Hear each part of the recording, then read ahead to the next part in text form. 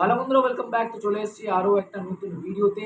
আর আজকে কিন্তু এই ভিডিওতে তোমাদের বেশ কিছু আপডেট শেয়ার করা আছে, তো সেই সব নিয়ে কিন্তু তোমাদের সঙ্গে ডিসকাস করব।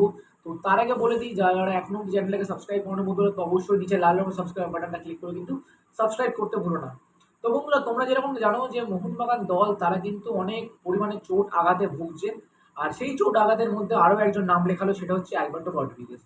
তো হ্যাঁ বন্ধুরা, অ্যালবার্টো রড্রিগেজ সে কিন্তু কালকে, যেরকমটা তোমরা জানো যে ডুরান্ড কাপের ফাইনাল ম্যাচ ছিল, আর ফাইনাল ম্যাচের মধ্যে কিন্তু সে একটা চোট খায়। তো চোট খাওয়ার পর তাকে কিন্তু সাবস্টিটিউট করা হয়।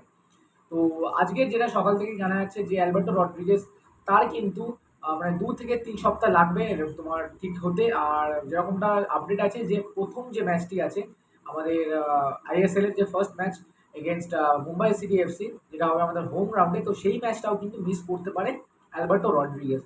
তো বুঝতেই পারছো, একই কিন্তু ডিফেন্সের এরকম অবস্থা, তার মধ্যে কিন্তু আবার অ্যালবার্টো রড্রিগেজ। আর জানি না ভাই আবার তো বাদবাকি প্লেয়ারগুলো কবে সুস্থ হবে। এদিকে জেমি ম্যাকলারেন, আশিক কুরুনিয়ান, এবার হচ্ছে অ্যালবার্টো রড্রিগেজ। তো আশা করছি খুব তাড়াতাড়ি সুস্থ হয়ে কিন্তু মাঠে ফিরবে, এটাই কিন্তু কামনা করবো। তো পরবর্তী আপডেট যেটা হচ্ছে জেমি ম্যাকলারেনকে নিয়ে। তো হ্যাঁ বন্ধুরা, তোমরা কিন্তু অনেকদিন ধরেই কিন্তু জানো যে জেমি ম্যাকলারেনের কিন্তু একটা ঘাড়ে চোট আছে।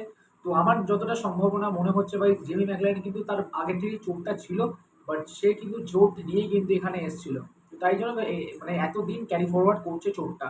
আর যেরকমটা একটা ভালো খবর, যেরকমটা আপডেট পেলাম আমি আর কি, তো জেমি ম্যাকলারেন কিন্তু বল পায়, অনুশীলন একদম ভালো করে অনুশীলন করতে পারে। হয়তো 5 তারিখ থেকে হয়তো তোমার জেমি ম্যাকলারেন মাঠে নামতে পারে, এরকমটা কিন্তু আপডেট আছে। তো দেখা যাক কি হয়, বাট আমরা কিন্তু প্রচুর এক্সাইটেড আছি জেমি ম্যাকলারেনের গেম প্লে দেখার জন্য।